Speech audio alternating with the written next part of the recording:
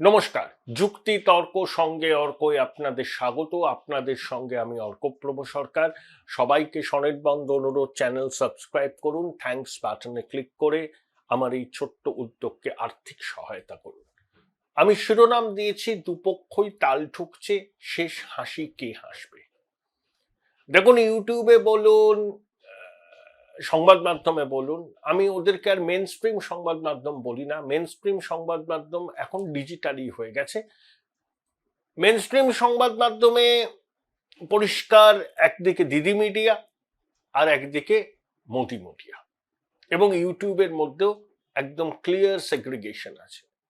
থাকতেই পারে, এটা নিয়ে কোনো অসুবিধা নেই। অনেকেই বলছেন বিজেপি এসেই গেল, কেউ বলছেন তৃণমূলের প্রত্যাবর্তন সময়ের অপেক্ষা। এই সবটুকু কিছু মাথায় রেখে আমি শিরোনাম দিয়েছি, দুপক্ষই তাল ঠুকছে, শেষ পর্যন্ত শেষ হাসিটা কে হাসবে। দেখুন, সর্বভারতীয় মিডিয়ার মধ্যে ইন্ডিয়া টুডে গোষ্ঠী, তারা কিন্তু সেই অর্থে তাদেরকে আপনি গদি মিডিয়া বলতে পারবেন না, যে অর্থে গদি মিডিয়া নামকরণটি হয়েছে। ইন্ডিয়া টুডে গোষ্ঠী একটা ব্যালেন্স করে চলে। তারা মুড অফ দ্য নেশন করে প্রতি 3 মাস অন্তর। তাদের 50 বছর পূর্তি হয়েছে। এই মুড অফ দ্য নেশনের সাম্প্রতিক যে ছবিটা উঠে এসছে, সারা ভারতবর্ষে বিজেপি এককভাবে 287টা আসন পাবে, এনডিএর সংখ্যা বাড়বে, কংগ্রেসের কমবে, ওসব ঠিক আছে। কিন্তু পশ্চিমবঙ্গে তাও মুড অফ দ্য নেশন 15 দিন আগে হয়ে গেছে। 15 দিন আগে ভোট হলে বিজেপি লোকসভায় যা ভোট পেয়েছিল তার থেকে 3% অতিরিক্ত ভোট পাবে। তাদের দাবি 42%। তৃণমূল এবং বিজেপির ভোটের শতাংশ এই মুহূর্তে ভোট হলে 2%-এর বেশি হবে না। তৃণমূল হয়তো 2% বেশি ভোট পাবে। এসআইআর এর তালিকা প্রকাশের পর পরিস্থিতিটা অন্যরকম হবে। এই আবহে প্রধানমন্ত্রী নরেন্দ্র মোদী পশ্চিমবঙ্গের মানুষের উদ্দেশ্যে একটা খোলা চিঠি লিখেছেন।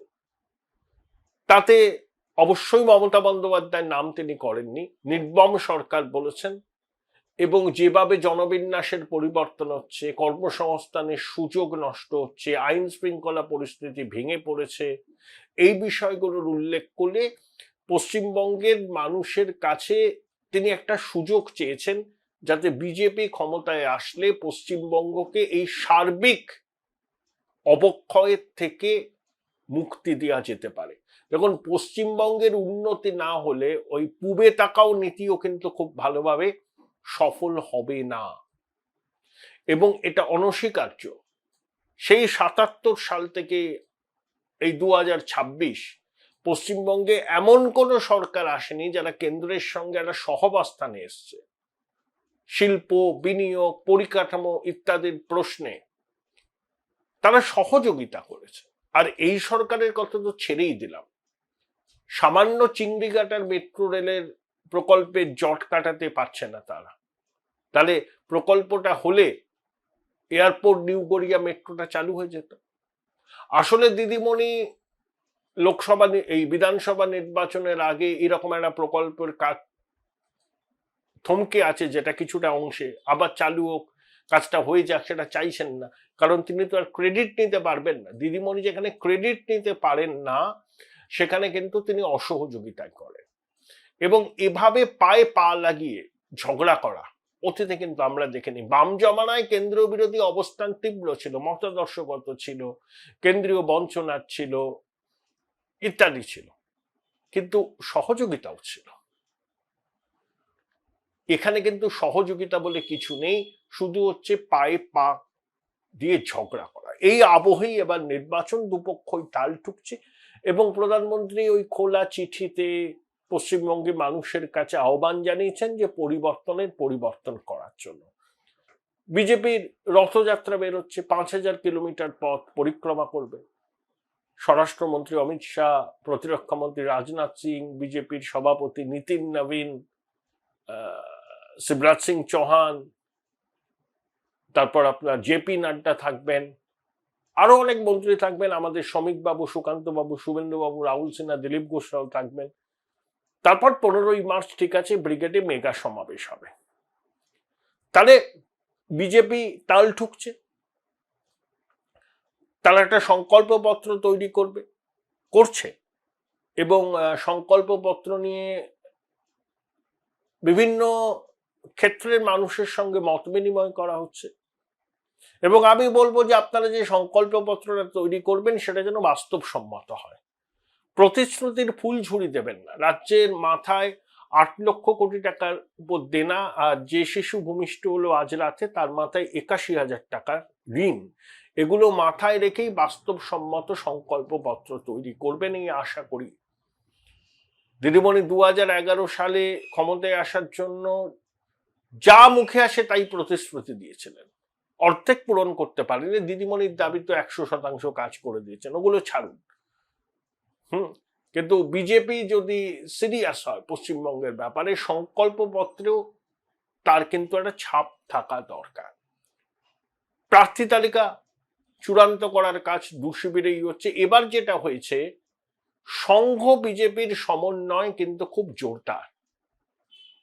এখনো পর্যন্ত সংঘ বিজেপির মধ্যে বিভিন্ন স্তরে বৈঠক হয়েছে, কিছু বৈঠক বাকি আছে, সেগুলোও হয়ে যাবে। 2021 সালে কৈলাস বিজয়বর্গীরা সংঘকে কার্যত ব্রাত্য করে রেখেছিলেন, এবার সেটা কিন্তু হচ্ছে না। সঙ্গেও কোমর বেঁধে নেমেছে, স্বয়ংসেবকরা যেখানে যেখানে সম্ভব নিবিড় প্রচার করছেন। সঙ্গের সংগঠন এখন অনেক শক্তপোক্ত, পশ্চিমবঙ্গে অনেক শাখা আছে তাদের, জঙ্গলমহলে, আদিবাসীদের মধ্যে, উত্তরবঙ্গে। অর্থাৎ সংঘ বিজেপির সমন্বয়টা এবার খুব জোরদার। এবং প্রার্থী বাছাইয়ের ক্ষেত্রে দেখবেন তার একটা ছাপ থাকবে। বহু প্রার্থী তারা একদম বিজেপির একেবারে একনিষ্ঠ কর্মী, সঙ্গের মতাদর্শের সঙ্গে যুক্ত, এরকম মানুষ থাকবেন। খুব একটা চমক টমক থাকবে না, কিছু চমক থাকতে পারে। তৃণমূলের প্রার্থী তালিকায় অবশ্যই চমক থাকবে, যেমন অনেক নাম শোনা যাচ্ছে, তবে কিছু নাম যে শেষ পর্যন্ত তালিকায় থাকবে তা নিয়ে সন্দেহ নেই। যেমন অঙ্কুশের নাম থাকবে, অভিনেতা অঙ্কুশ, সঙ্গীত শিল্পী ইমনের নাম থাকবে, অবশ্যই থাকবে, এগুলো নাম থাকবে। কিছু নাম বাদ যাবে, প্রবীণ বিধায়করা অনেকে বাদ পড়বেন, এক্সেপ্ট অশোকদেব। অশোকদেব অনেক তরুণের থেকে বেশি তরুণ, এখনো আপনি সকাল 6টায় ফোন করুন, রাত 12টায় ফোন করুন, অশোকদাকে পেয়ে যাবেন। অশোকদা ব্যতিক্রম, কিন্তু আরো অনেকে আছেন না। দেখুন, আমি একটা জিনিস অভিষেক বন্দ্যোপাধ্যায়ের এই বক্তব্যের সঙ্গে সহমত, তরুণদের সুযোগ দিতে হবে। সুদীপ বন্দ্যোপাধ্যায় নির্বাচনে দাঁড়াবেন তো দাঁড়াবেন, আর ছেলেরা শুধু তার হয়ে দেওয়াল লিখবে, এটা তো হতে পারে না। প্রত্যেকের তো অ্যাসপিরেশন আছে, প্রত্যেকের তো একটা সুযোগ করে দিতে হবে, একটা ক্ষেত্র দিতে হবে। তো সেই ক্ষেত্রটা দেওয়ার জন্য কোনো যদি উদ্যোগ নেওয়া হয়, তৃণমূল নেয়, সেটা তাদের অভ্যন্তরীণ ব্যাপার। আমি আদর্শগতভাবে মনে করি এর মধ্যে কোনো অন্যায় নেই। কিন্তু তৃণমূল চাপে, যতই তারা বলুক 4র্থবার মুখ্যমন্ত্রী হিসাবে দিদিমণি শপথ নেবেন, 250টা আসন পাবো, ওগুলো বলার জন্য বলা। আইপ্যাকের সমীক্ষা বলছে হাড্ডাহাড্ডি লড়াই, সর্বোচ্চই 152-53 আসন পেতে পারে, সর্বোচ্চ। আর নিচের দিকে নামতে পারে অনেকটা। আরে সর্বোচ্চ ধরুন 152টা আসন পেলে, সরকারই করতে পারবে না তৃণমূল। সরকার গড়ার আগেই তৃণমূল ভেঙে 2-3 টুকরো হয়ে যাবে। দিদিমণি এটা জানেন, তাই প্রার্থী বাছাইয়ের রাশটা তিনি নিজের হাতেই রাখবেন। যত বেশি সম্ভব তার দীর্ঘদিনের বিশ্বস্ত সহযোগীদেরই টিকিট দেবেন, সেটা এয়ার অ্যাপারেন্টে না পছন্দ হলেও। কারণ দিদিমণি মনে করেন পরিবর্তিত পরিস্থিতিতে এয়ার অ্যাপারেন্টের নেতৃত্বে তার দলের মধ্যে বিদ্রোহ হতে পারে। এবং অভিষেক বন্দ্যোপাধ্যায়, আমার ধারণা, দেখুন এটা আমাকে 2-1 জন বলেছে, উনি কিন্তু প্রার্থী হবেন না, এবং দিদিমণি চান না অভিষেক প্রার্থী হন। অভিষেক প্রার্থী হওয়া মানে তৃণমূলের র্যাঙ্ক অ্যান্ড ফাইলে এই বার্তাটা যাবে যে দিদিমণি এবার অবসর নেবেন, ক্ষমতায় আসলে অভিষেকই মুখ্যমন্ত্রী হবে। এটা দিদিমণি কিছুতেই হতে দেবেন না, এই মেসেজটা। তাহলে দিদিমণির কর্তৃত্ব দলের মধ্যে খাটো হবে, অভিষেক প্রার্থী হবেন না।